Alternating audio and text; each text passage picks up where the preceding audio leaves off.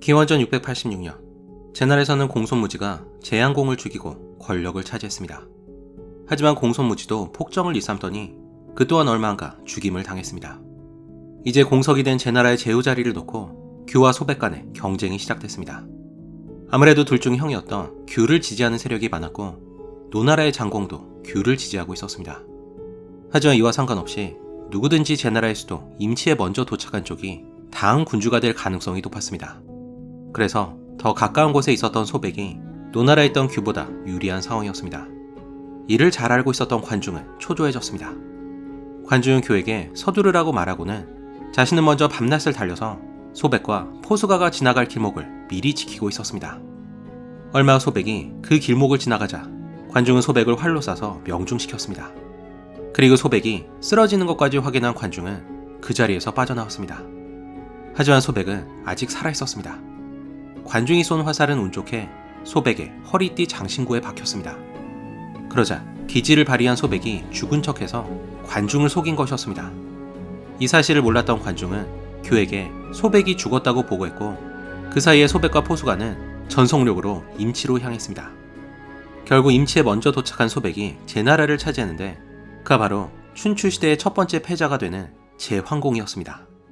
한편 여유롭게 제나라에 도착한 규와 관중은 제황공이 먼저 나라를 차지했다는 소식을 듣고는 발길을 돌려야 했습니다. 하지만 여기서 포기할 관중이 아니었습니다.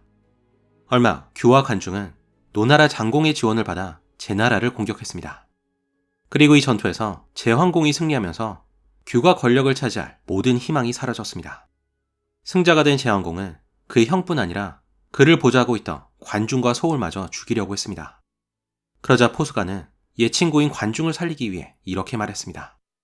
관중은 다만 자신의 주군을 위해서 최선을 다했을 뿐입니다. 그를 용서하며 공께 똑같이 충성할 것입니다. 장차 제나라를 다스리시려면 저만으로도 충분합니다. 그러나 중원의 패자가 되시려면 관중이 필요합니다. 결국 포수가의 말에 설득된 제왕공은 관중을 살리기로 합니다. 하지만 규와 관중은 여전히 노나라에 머물고 있었습니다. 노나라를 협박해서 이들을 제나라로 보내라고 할 수 있었지만 노나라에도 시백이라는 뛰어난 인물이 있었습니다. 그러면 제나라에서 관중을 등용할 거라는 걸 눈치채고 관중이 위협이 되기 전에 먼저 죽일 수도 있었습니다. 그래서 포수가는 고심 끝에 자신이 직접 노나라로 향했습니다. 노장공을 만난 포수가는 규를 노나라에서 처형해 주기를 요청했습니다. 규가 제왕공의 친형이다 보니 직접 죽이기가 꺼림칙하다는 이유였습니다. 규는 그렇게 목숨을 잃었습니다. 포수가는 다음으로 관중과 소울을 제나라로 데려가 직접 처형하겠으니 이들을 내놓으라고 말했습니다. 하지만 이때 포수가가 걱정했던 것처럼 노나라의 대신 시백이 가만히 있지 않았습니다.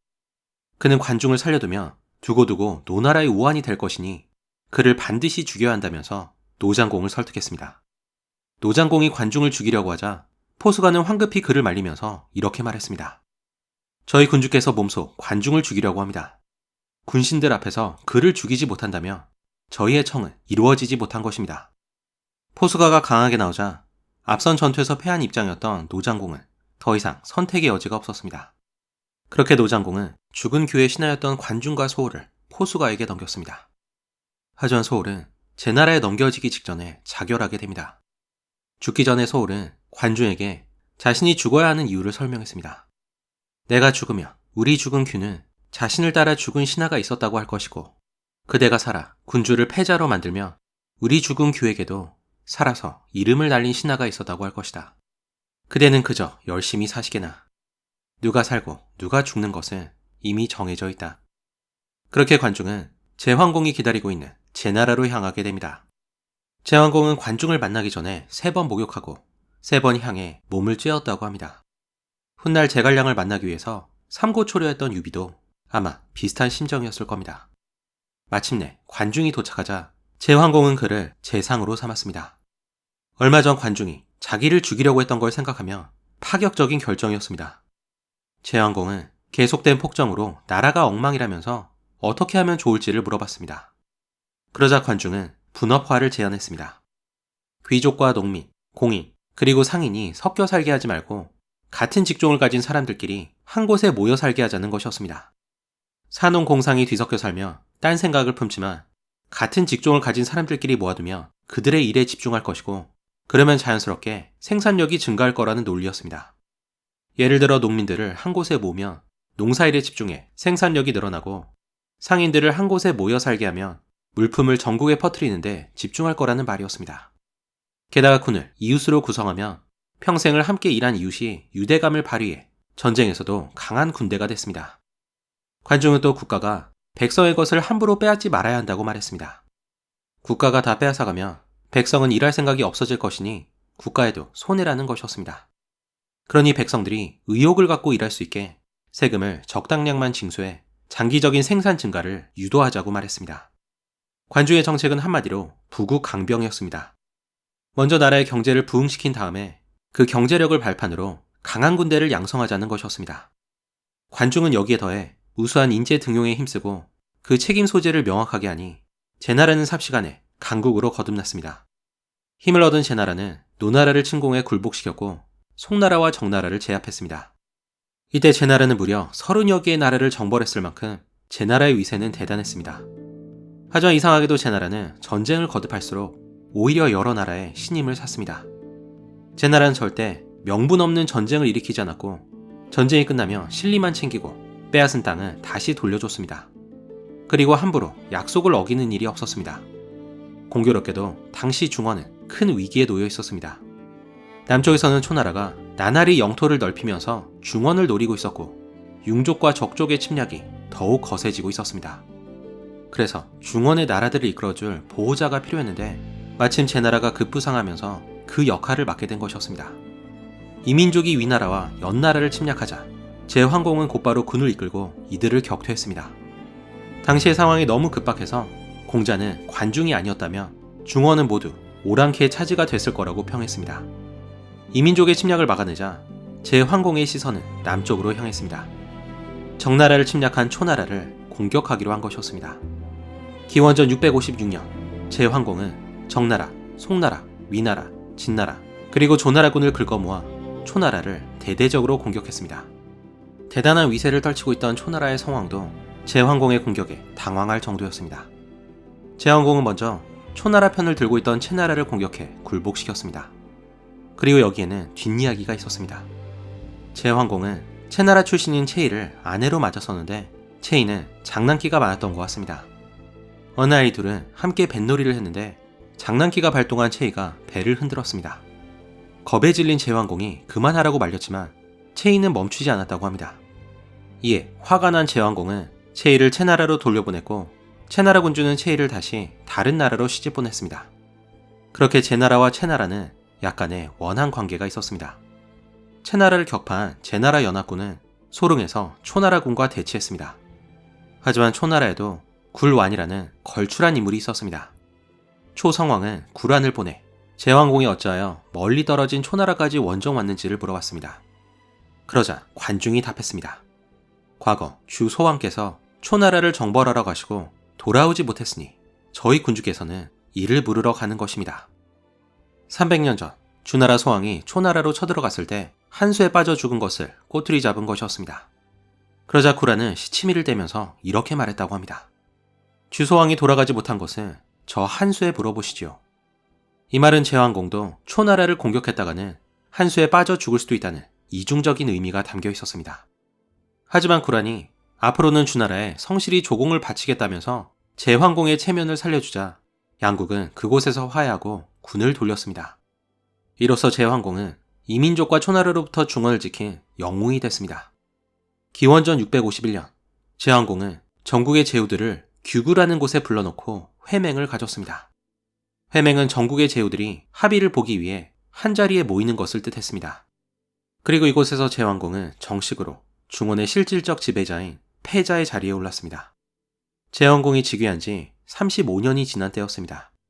그리고 이때부터 제황공은 내리막길을 걷게 됩니다. 그때까지의 성공에 도취돼 교만해진 것이었습니다. 제황공은 초심을 잃고 명분 없는 전쟁을 일으키는가 하면 규구에서 회맹을 가진 지 불과 3개월 만에 또다시 제후들을 소집해 회맹을 가졌습니다. 중국은 넓어서 회맹에 참석하려면 많은 시간을 할애해야 했습니다. 그래서 여러 제후들이 불만을 갖고 회맹에 불참했습니다. 제황공이 점차 신임을 잃자 초나라가 또다시 침공을 시작했고 북쪽의 진나라와 서쪽 진나라는 패자의 자리를 넘보고 있었습니다. 그 사이에 제나라는 안에서부터 썩어가기 시작했습니다. 제왕공 곁에는 수조, 여가, 그리고 개방이라는 3명의 간신이 있었습니다. 이들은 제왕공의 비위를 맞추고 온갖 아첨을 떨면서 그의 환심을 샀습니다. 이 중 수조는 황공이 아끼던 미소년이었습니다. 그런데 나이가 들어 궁을 떠날 때가 되자 스스로 환관이 돼서 제왕공을 모셨다고 합니다. 또 다른 인물인 여가는 독종이었습니다. 그는 원래 요리사였는데 어느 날 황공이 농담으로 인육은 아직 못 먹어봤다고 말했습니다. 그러자 여가는 자신의 3살 난 아들을 요리해서 황공에게 바쳤다고 합니다. 개방은 위나라 출신의 망명객이었는데 제황공을 모신다고 15년이나 부모를 찾아가지 않았다고 합니다. 황공은 수조, 여가, 개방이 충성을 다한다면서 좋아했지만 사실 이들의 마음은 순수하지만은 않았습니다. 그러던 중 제나라에 큰 불행이 찾아왔습니다. 관중이 병으로 사망한 것이었습니다. 관중은 죽으면서 제황공에게 수조, 여가, 개방을 멀리하라고 조언했습니다. 그러자 정신을 차린 제황공은 그의 유언에 따라 3인방을 쫓아냈습니다. 하지만 이들의 아첨 소리가 들리지 않자 하루하루가 무료해졌습니다. 결국 제왕공은 얼마 못 가 3인방을 다시 불러들였고 이들은 관중이 없는 틈을 타 권력을 차지했습니다. 이를 보다 못한 포수가가 간신들을 내쫓아야 한다고 말했지만 제왕공이 듣지 않자 화병으로 사망하게 됩니다. 포수가마저 죽자 이제 이 3인방은 거칠 것이 없었습니다. 그러던 중 어느 날 명의로 소문난 편작 선생이 제황공을 방문했습니다.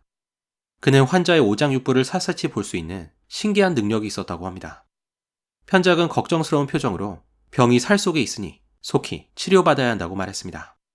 하지만 제왕공은 아무 이상이 없다면서 치료받기를 거부했습니다.